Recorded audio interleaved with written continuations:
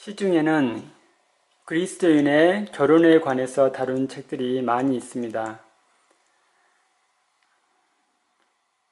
결혼이라는 것은 한 남자와 한 여자가 만나서 결혼하는 것인데 서로 비슷하면서도 다르기 때문에 그 다른 것을 잘 이해할 때에 결혼의 목적을 성취할 수 있다고 하겠습니다. 그 책들은 일부는 서로 충돌되는 경우도 있습니다. 그것은 성경을 해석하는 방법이 다르기 때문인데 성경 말씀을 기준으로 몇 가지 중요한 개념을 잡아보려고 합니다. 먼저 결혼에 대한 말씀 중에 로마서 7장 2절에 있는 말씀을 찾아보겠습니다. 남편 있는 여인이 그 남편 생전에는 법으로 그에게 매인바 되나 만일 그 남편이 죽으면 남편의 법에서 벗어났느니라. 그러므로 만일 그 남편 생전에 다른 남자에게 가면 음부라 이르되 남편이 죽으면 그 법에서 자유케 되나니 다른 남자에게 갈지라도 음부가 되지 아니하느니라. 이 말씀은 아주 단순한 내용을 전달하고 있는데 즉 결혼하면 그 법에 매인다는 것을 말하고 있습니다. 그래서 여자의 경우에 그 남편과 결혼해서 남편의 법에 매이는 것이 되고 다른 남자에게 가면 간음하는 여자가 됩니다. 그러나 남편이 죽으면 자유케 되기 때문에 다른 남자에게 가더라도 간음한 것이 되지 않는다고 말하고 있습니다. 그래서 아주 단순한 것을 가르쳐 주는데 먼저 결혼하면 부부라는 것은 서로에게 매인다는 것입니다. 그것은 법에 매여서 피차 지켜야 할 그 의무를 다 해야 됩니다. 그리고 다른 사람에게 마음을 뺏겨서는 안 되는 것이죠. 그러나 배우자가 죽게 되면 이제 그 법에서 자유롭게 되고 다시 결혼할 수 있다고 말하는 것입니다. 그래서 결혼을 하게 되면 그 결혼의 법에 매이는 것이 되고 그러나 배우자가 죽게 되면 이제 다시 결혼할 수 있다는 겁니다. 로마서 7장에서 이것을 이야기하는 이유는 율법을 설명하기 위해서입니다. 즉 율법에 매인 바 되었는데 율법에서 자유롭게 되는 것을 설명하기 위해서 결혼관계를 비유로 든 것입니다.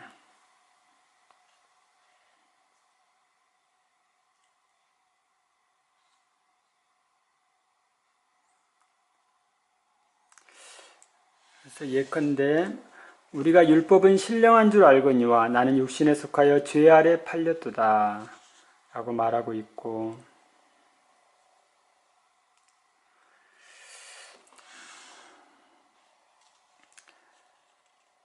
내 지체 속에서 한 다른 법이 내 마음의 법과 싸워 내 지체 속에 있는 죄의 법 아래로 나를 사로잡아 오는 것을 보는도다. 오라 나는 공고한 사람이로다.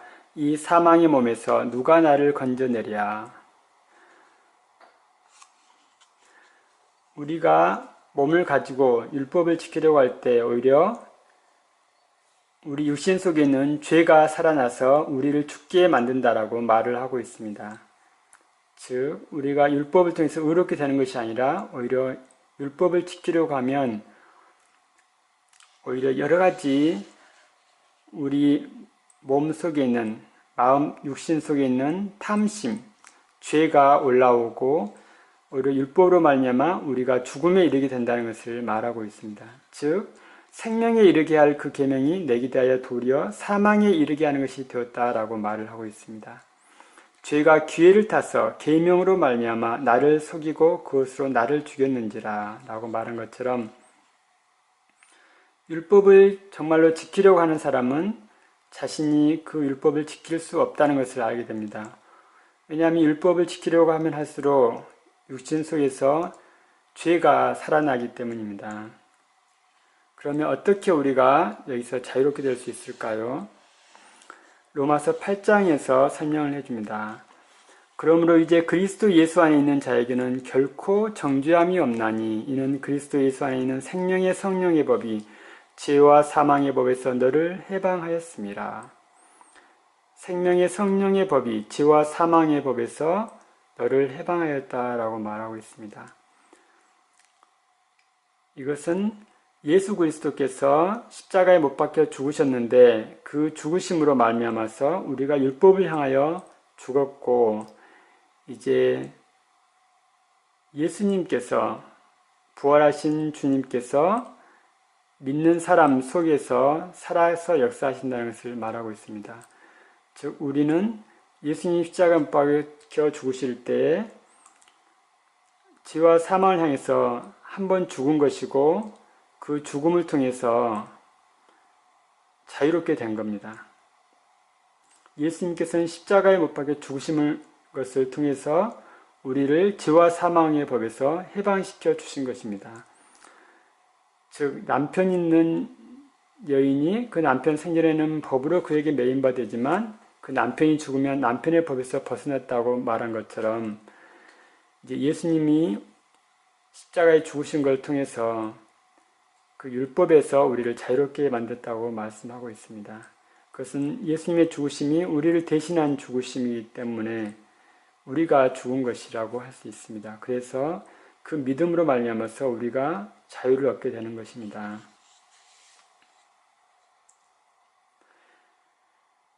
그래서 믿는 사람은 육신을 쫓지 않고 영을 쫓아 살아간다라고 말씀하고 있습니다.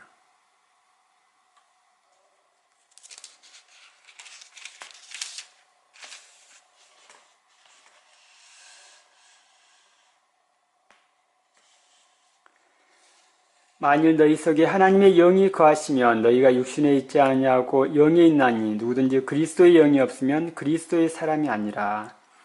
그리스도인이라고 말을 할 때 그리스도인은 그리스도의 영이 있는 사람입니다. 그리스도의 영이 그 안에 있고 그 영을 따라 사는 사람입니다. 그리고 또 말씀하신 것처럼 무릇 하나님의 영으로 인도함을 받는 그들은 곧 하나님의 아들이라. 너희는 다시 무서워하는 종의 영을 받지 아니하였고 양자의 영을 받았으므로 아바 아버지라 부르짖느니라.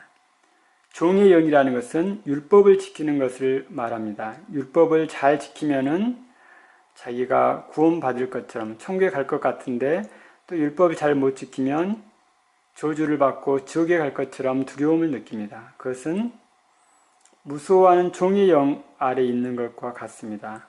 그렇지만 이제 예수님을 믿고 구원을 받은 사람은 성령을 받아서 율법에서 자유를 얻게 됩니다. 그리고 성령을 따라 사는 삶을 삽니다. 그리고 성령께서는 우리가 하나님을 아바 아버지라고 부르게 하십니다.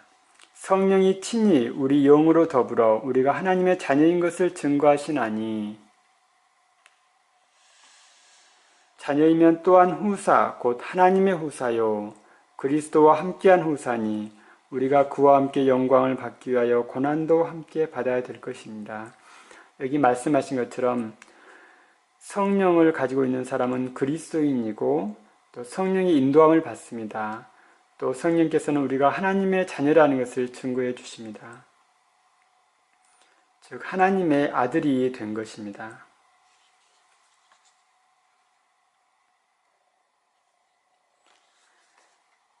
하나님의 아들이 된 사람은 그 몸을 가지고 하나님께 영광을 돌리는 삶을 삽니다. 그래서 고린도전서 6장에는 그것을 잘 설명하고 있습니다. 6장 12절부터 20절까지 보면 몸으로 하나님께 영광을 돌리라고 말씀하고 있습니다. 15절 너희 몸이 그리스도의 지체인 줄을 알지 못하느냐. 내가 그리스도의 지체를 가지고 창기의 지체를 만들겠느냐. 결코 그럴 수 없느니라.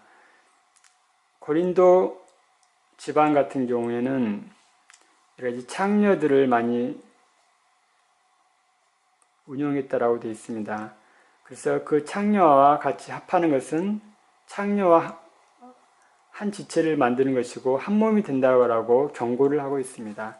이것은 또 결혼의 의미를 말하는 것이죠. 성적으로 결합하는 것은 둘이 한 몸이 되는 겁니다. 주와 합하는 자는 한 영이니라.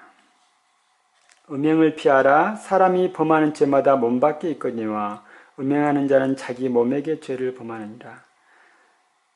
음행하는 것은 결혼하기 전에 남녀가 성관계, 성행위 하는 것들이 다 음행에 속합니다. 비록 결혼을 약속했다 할지라도 결혼하기 전에 남녀가 성관계를 갖는 것도 다 음행이고 죄가 됩니다. 이것은 자기 몸에게 죄를 범하는 거라고 말하고 있습니다. 또 자의를 한다거나 하는 것들도 자기 몸에게 죄를 범하는 것입니다. 너희 몸은 너희가 하나님께로부터 받은 바 너희 가운데 계신 성령의 전인 줄을 알지 못하느냐. 바울사도는 고린도 교회 성도들에게 분명하게 말하기를 너희 몸은 너희가 하나님께로부터 받은 바 너희 가운데 계신 성령의 전이라고 말하고 있습니다.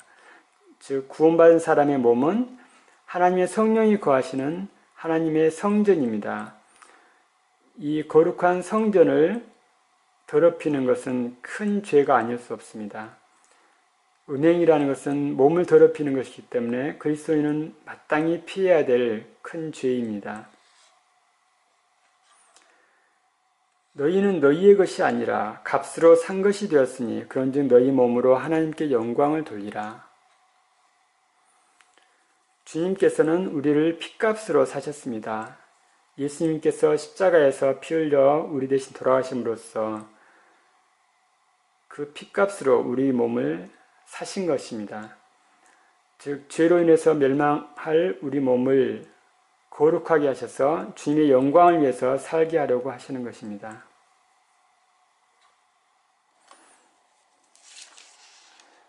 이것은 우리가 가장 기본적으로 가지고 될 개념이라고 할 수 있겠습니다. 그리고 나서 결혼에 대해서 말씀하고 있는데 고린도전서 제7장에 있는 말씀은 교회에 대해서 결혼에 대해서 말하고 있습니다. 그래서 사랑을 기준으로 하는 결혼에 대한 개념을 말씀하고 있고 이것은 가장 우리가 기본으로 삼을 만한 말씀입니다. 결혼한 이유 중에 하나는 음행의 연고로 남자마다 자기 아내를 두고 여자마다 자기 남편을 두라고 말하고 있습니다. 즉 결혼하지 않으면 성적으로 유혹을 받을 수 있기 때문에 결혼을 하는 것이 좋다라고 말씀하고 있습니다. 또 결혼하게 되면 의무를 이행해야 됩니다. 남편은 그 아내에게 대한 의무를 다하고 아내도 그 남편에게 그렇게 할지라. 아내가 자기 몸을 주장하지 못하고 오직 그 남편이 하며 남편도 이와 같이 자기 몸을 주장하지 못하고 오직 그 아내가 하나니 서로 분방하지 말라. 결혼하면 성적 요구가 있을 때 그 요구에 응해주는 것이 의무라고 할 수 있습니다. 그래서 서로 분방하지 않는 것이 중요합니다. 분방하게 되면 절제 못하는 것을 때문에 사단에게 시험을 받을 수 있다고 말씀하고 있습니다.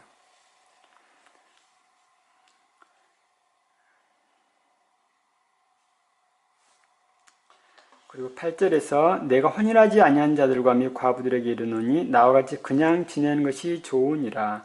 만일 절제할 수 없거든 혼인하라. 정욕이 불같이 타는 것보다 혼인하는 것이 나으니라. 예컨대 청년의 때라고 하면 육체 정욕이 크게 있기 때문에 결혼을 하는 것은 중요하고 의미가 있습니다. 절제하는 것은 쉽지 않기 때문이기도 하죠.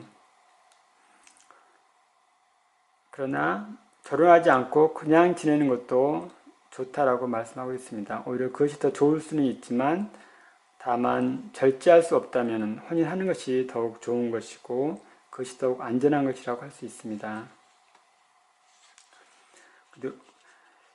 10절 혼인한 자들에게 내가 명하노니 명하는 자는 내가 아니요 주시라. 여자는 남편에게서 갈리지 말고 만일 갈릴지라도 그냥 지내든지 다시 그 남편과 화합하든지 하라. 남편도 아내를 버리지 말라. 결혼을 하게 되면 당연한 말이지만 이혼하는 것은 좋지 않습니다. 그리고 내가 명하노니라고 하면서 명하는 자는 내가 아니요 주시라. 이것은 주님께서 말씀하신 것이죠. 그래서 여자는 남편에게서 갈리지 말고 즉 이혼하지 말라는 말씀입니다. 만일 갈릴지라도 그냥 지내든지 다시 그 남편과 화합하든지 하라. 남편도 아내를 버리지 말라. 이것은 간단하게 말하면 이혼하지 말라는 말로 표현할 수 있습니다. 약간 예의적인 경우가 12절에 나오고 있습니다. 그 남은 사람들에게 내가 말하노니 이는 주의 명령이 아니라. 주님께서 이런 명령을 하신 적은 없지만 사도 바울이 성령의 감동하심을 따라서 그리스도인의 유익을 위해서 말씀을 하시는 겁니다. 그래서 이것도 역시 주님의 말씀처럼 우리가 생각할 필요가 있겠습니다. 만일 어떤 형제에게 믿지 아니하는 아내가 있어 남편과 함께 살기를 좋아하거든 저를 버리지 말며 어떤 여자에게 믿지 아니하는 남편이 있어 아내와 함께 살기를 좋아하거든 그 남편을 버리지 말라. 여기에는 분명하게 어떤 형제에게 믿지 않은 아내가 있다. 어떤 여자에게 믿지 아니하는 남편이 있다라고 말하고 있습니다. 이것은 결혼을 한 부부가 있는데 그 부부 중에서 배우자 한 사람이 이제 구원을 받는 경우입니다. 즉 부부 중에 그 남편이 형제가 되었거나 또 그 여자가 자매가 되었거나 한 편이 구원을 받게 되는 경우에는 사실 믿지 않는 배우자와 같이 사는 것이 됩니다. 그런 경우에 어떻게 해야 될 것인지를 설명하고 있습니다.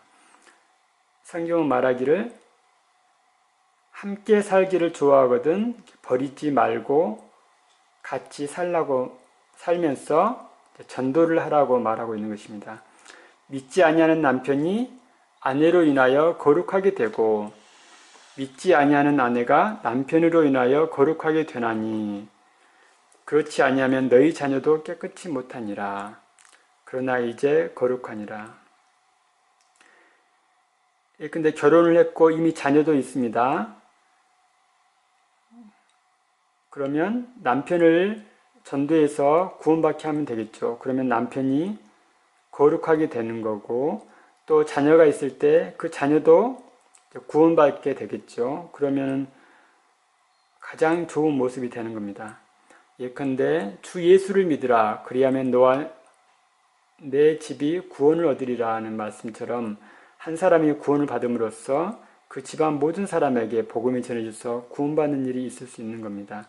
그래서 그렇게 하는 것이 가장 좋은 모습이고 바람직하다고 말씀하고 있습니다.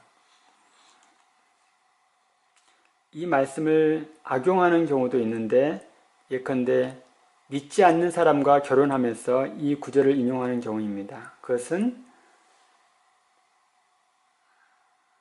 자기 마음을 속이는 거라고 할 수 있겠습니다. 하나님은 결코 그런 거짓말에 속지 않겠죠. 하나님은 분명하게 말씀하기를 믿지 않는 자와 멍에를 같이 하지 말라라고 말씀하셨습니다.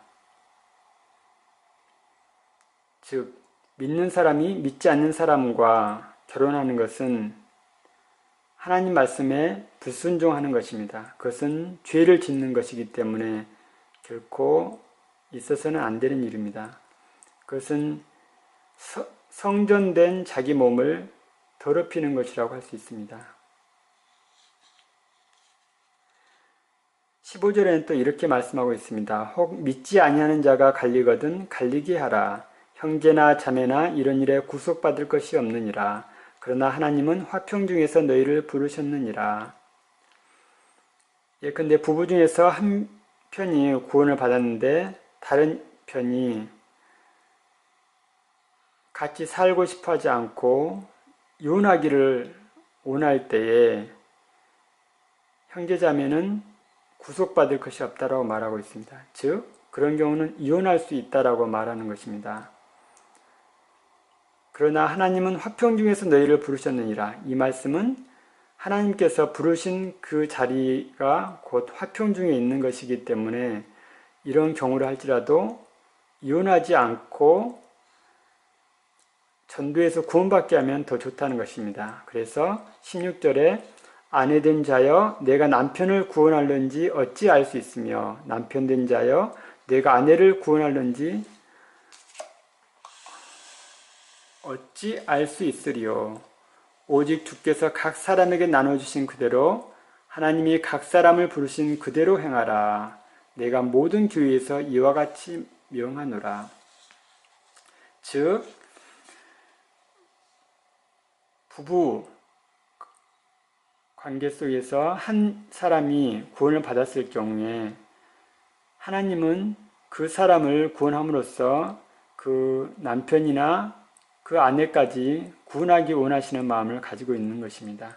그러므로 비록 상대방이 같이 살고 싶어 하지 않고 이혼하기를 원한다 할지라도 가능하면은 전도해서 구원받게 하라는 것입니다. 실제로 이제 아내가 교회 다니는 것 때문에 남편이 싫어하고 또 이혼하자고 하는 경우가 있는데 진심이 아닌 경우가 많습니다. 그리고 아내의 어떤 변화된 모습을 통해서 남편이 구원받는 경우가 많이 있습니다. 이 말씀과 같은 것입니다.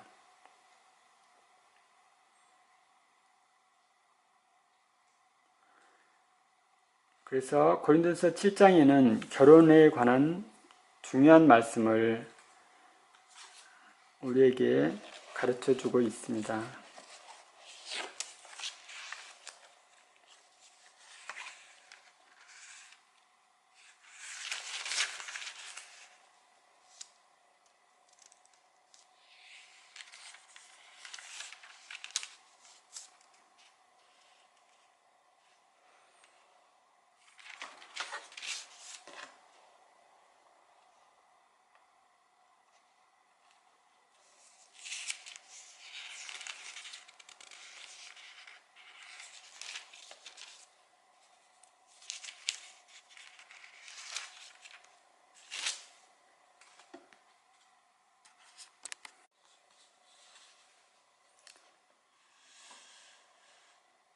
결혼에 관해서 중요한 말씀을 기록한 것 중에 고린도 후서 6장 14절로 18절 말씀이 있습니다. 너희는 믿지 않는 자와 멍에를 같이 하지 말라. 의와 불법이 어찌 함께하며 빛과 어둠이 어찌 사귀며 그리스도와 벨리알이 어찌 조화되며 믿는 자와 믿지 않는 자가 어찌 상관하며 하나님의 성전과 우상이 어찌 일치가 되리요. 우리는 살아계신 하나님의 성전이라. 라고 말씀하고 있습니다. 결혼은 주 안에서 하라고 말씀하고 있습니다. 즉 믿는 사람은 믿는 사람과 결혼을 합니다. 그 이유는 하나님의 성전과 우상이 어찌 일치가 되리요 라고 말한 것처럼 그리스도인의 몸은 하나님의 성전입니다. 그런데 믿지 않는 사람은 그 안에 성령이 거하시지 않습니다. 그 사람 속에는 세상의 신 또는 우상이 들어가 있는 겁니다. 그렇기 때문에 믿는 사람과 믿지 않는 사람이 결혼해서 한 몸을 이룬다는 것은 정말 합당치 않은 것입니다. 하나님의 성전과 우상이 일치가 될 수 없기 때문입니다. 성경은 분명하게 믿지 않는 자와 멍에를 같이 하지 말라고 말하고 있습니다. 멍에를 같이 하는 것 중에 대표적인 것이 결혼이라고 할 수 있고 어떤 사업을 같이 하는 것들이라고 할 수 있습니다. 믿는 사람의 생각하는 바와 믿지 않는 사람의 사고방식은 다릅니다. 그래서 어떤 같이 결혼해서 어떤 뜻을 합해서 나아간다는 것은 가능하지 않습니다. 서로 불행하다고 말하겠습니다.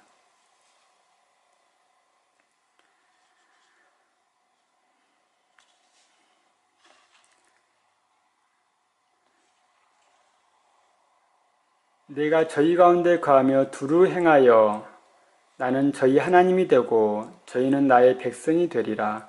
하셨느니라. 그러므로 주께서 말씀하시기를 너희는 저희 중에서 나와서 따로 있고 분영한 것을 만지지 말라. 내가 너희를 영접하여 너희에게 아버지가 되고 너희는 내게 자녀가 되리라. 전능하신 주의 말씀이니라 하셨느니라. 전능하신 주님께서 말씀하시기를 너희는 내게 자녀가 되리라고 말하고 있습니다.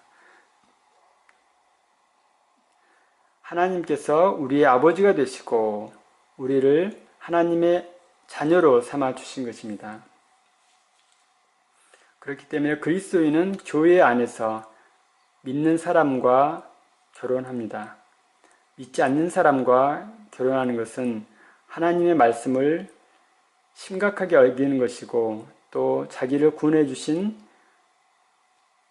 주님의 말씀을 불순종하는 것입니다. 또 성전된 자기 몸을 더럽히는 것입니다. 성경에는 엄하게 말씀하시기를 누구든지 하나님의 성전을 더럽히면 하나님이 그 사람을 멸하시리라 라고 말씀하고 있습니다. 우리 몸은 우리 것이 아니라 하나님의 것입니다. 주님께서 핏값으로 사신 것이기 때문에 어떤 믿지 않는 이방인과 결혼하는 것은 성전된 몸을 더럽게 하는 것이 됩니다. 그것은 하나님께서 싫어하시는 바이고 징계를 피할 수 없습니다. 우리는 이스라엘 역사를 통해서도 그것을 알 수 있습니다. 이스라엘 자손들이 이방 사람들과 결혼하는 걸 통해서 이방신을 받아들이게 되고 하나님 앞에서 타락하는 것을 우리는 구약에서 확인할 수 있습니다. 이제 교회는 그런 것을 따라가서는 결코 안 될 것입니다. 교회에 그런 것들이 들어오게 되면 교회가 더럽혀지고 하나님께서 그곳에 함께 하실 수 없습니다. 즉 성령께서 그 교회를 떠나게 되는 결과를 가져옵니다. 그러므로 교회에서는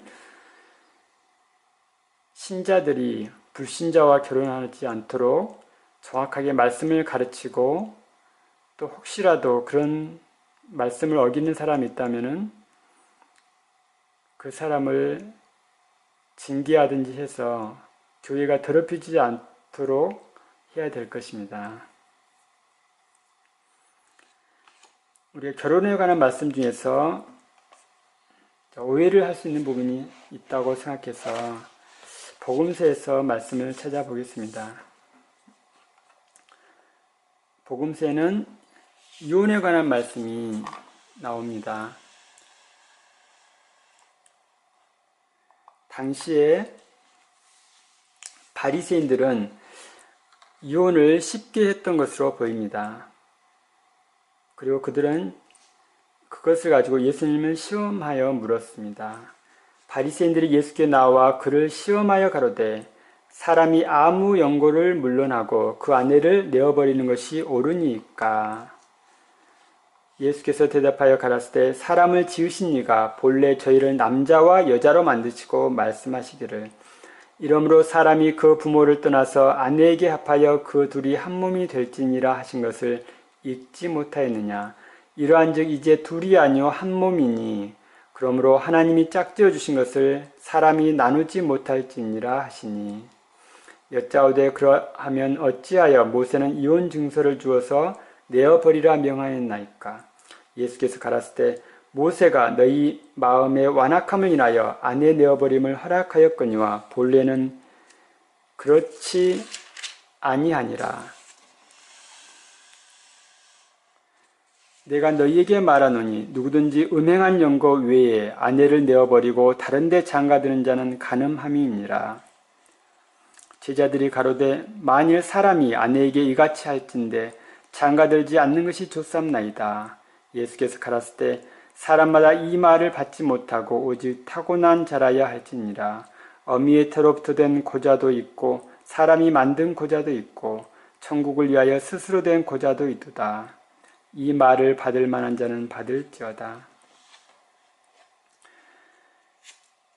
이 말씀이 어떤 사람들에게는 굉장히 걸림이 되는 경우가 있습니다.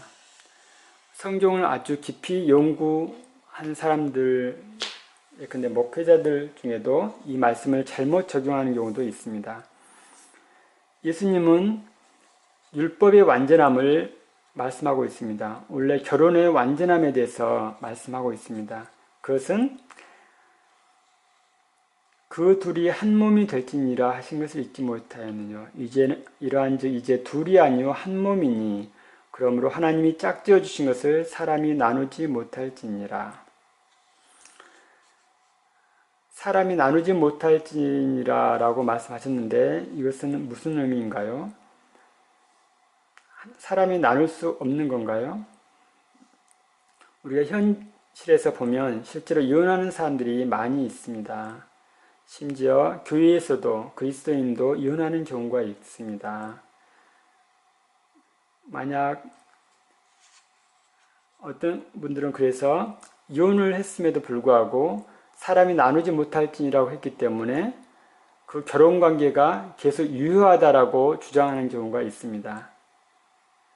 그래서 비록 이혼을 했더라도 재혼을 할 수 없다라고 또 말을 하게 됩니다. 그래서 재혼을 하게 되면 그것이 또한 간음을 짓는 것이라고 주장을 하지요. 그런데 그것은 약간 너무 이상적인 것을 말하고 있는 것입니다. 예수님께서 복음서에서 말씀하고 있는 것은 율법의 완전함에 대해서 하나님이 처음 의도하신 바에 대해서 명확하게 기준을 주고 계신 것입니다. 즉, 결혼을 했으면 이혼하지 말라는 것이 그 하나님의 뜻이라는 것입니다. 사람이 그 부모를 떠나서 아내에게 합하여 그둘이 한 몸이 될지니라. 이것은 결혼을 말합니다. 결혼제도라는 것은 하나님이 만드신 것입니다. 결혼제도는 사람이 만든 것이 아니라 하나님께서 만들어 주셨습니다.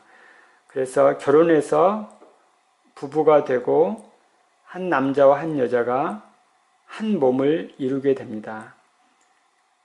그것이 바로 하나님께서 짝지어 주신 것입니다. 하나님께서 짝지어 주신 것을 다른 말로 표현하면 그것이 결혼입니다. 결혼을 하게 되면 두 사람이 그 하나님의 짝지어 주신 바가 되는 것입니다. 어떤 운명으로 짝지어지는 경우는 없습니다. 두 사람이 만나서 서로 결혼하기로 또 결혼해서 의무를 다하기로 서로 서원을 하고 부부가 되는 것이고 그 약속을 평생 지키는 것이 결혼이라고 할 수 있습니다. 그것이 하나님의 짝지어 주신 것입니다. 어떤 사람들은 상대방이 자기 마음에 맞지 않고 그러면 하나님이 짝지어 주신 것이 아닌가라고 오히려 하나님의 말씀을 악용하는 경우도 있습니다. 그것은 옳지 않습니다. 결혼을 했으면 그것이 바로 하나님의 짝지어 주신 것이 됩니다. 그리고 결혼을 지켜야 되는 것입니다.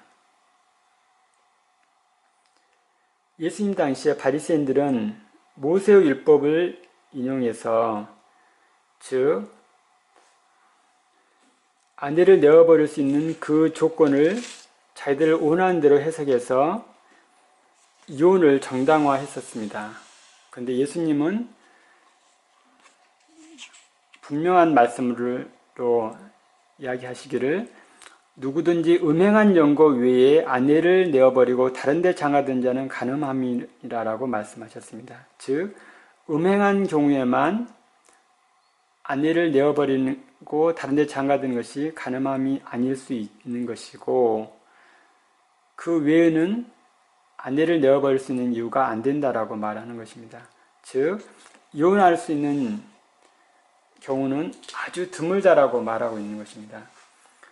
또한 실제로 음행을 했다고 할지라도 그것을 용서하고 평생을 같이 사랑하며 살아갈 수 있습니다. 용서하고 용서를 받고 그렇게 함으로써 두 사람의 관계가 회복되면 그것이 또 하나님의 뜻이라고 할 수 있겠습니다. 그런데 바리새인들은 이 음행한 연고 외에도 다른 여러 가지 이유, 조건을 들어서 자신들이 이혼하는 것을 정당화했었습니다. 그래서 예수님께서는 엄격하게 이 말씀을 해 주신 것입니다.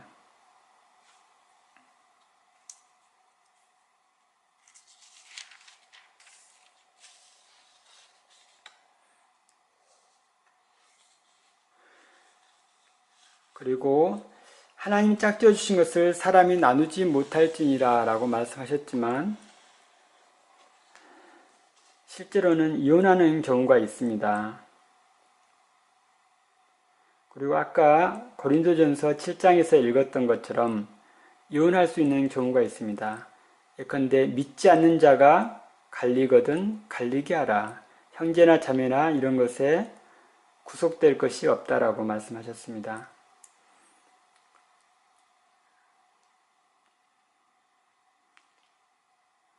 물론 그 이혼하는 경우에도 사랑을 기준으로 하게 됩니다. 사랑이 가장 중요하고 어떤 덕을 세우기 위한 목적을 가지고 행할 수 있습니다. 즉 상대방이 이혼하기를 원한다고 해서 믿는 사람이 무조건 이혼하는 것은 아니라는 것입니다.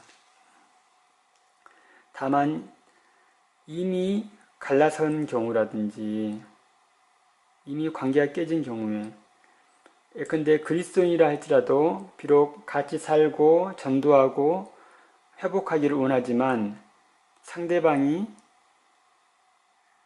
그것을 원치 않고 갈라서 버린다면 사실 아무리 그리스도인이 그것을 바란다 할지라도 자기 뜻대로 할 수가 없습니다. 그런 경우는 이혼할 수밖에 없는 것이죠. 그런 경우도 있고 그런 때에는 양심의 가책을 느낄 필요는 없습니다.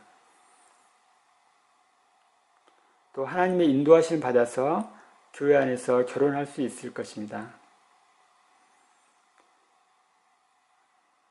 그 모든 경우에 하나님의 영광이 되는 것을 선택하는 것이 중요하다고 하겠습니다.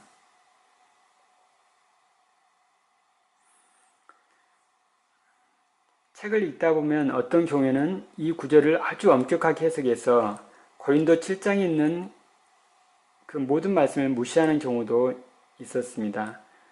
즉 하나님이 짝지어 주신 것을 사람이 나누지 못한다고 했기 때문에 비록 이혼을 했어도 재혼하면 안 된다든지 재혼하면 가늠하게 되는 것이라든지 그런 주장이 그렇습니다. 그러나 현실적으로 그리스도인이 어떤 배우자가 자기를 떠난 것 때문에 어쩔 수 없이 이혼을 하게 되고 나중에 교회 안에서 다른 믿는 자매를 만나서 정말 하나님을 온전히 섬기고 행복한 삶을 사는 경우가 있습니다. 왜냐하면 그것이 바로 하나님께서 인도하심이기 때문입니다. 사람이 나누지 못할지니라고 말씀하신 것은 사람이 나누게 되면 그것은 하나님 앞에 큰 죄를 짓는 것이라고 말하는 것입니다. 어떤 부부가 있을 때 그 사이를 갈라놓는 것은 하나님 앞에 큰 죄를 짓는 것입니다. 또 부부가 갈라서게 될 때 그 갈라선에 대한 분명 책임이 누군가에게 있습니다. 그리고 그 책임은 그 사람이 하나님 앞에서 죄를 짓는 것이기 때문에 분명 그에 대한 징계라든지 심판이 따를 것입니다.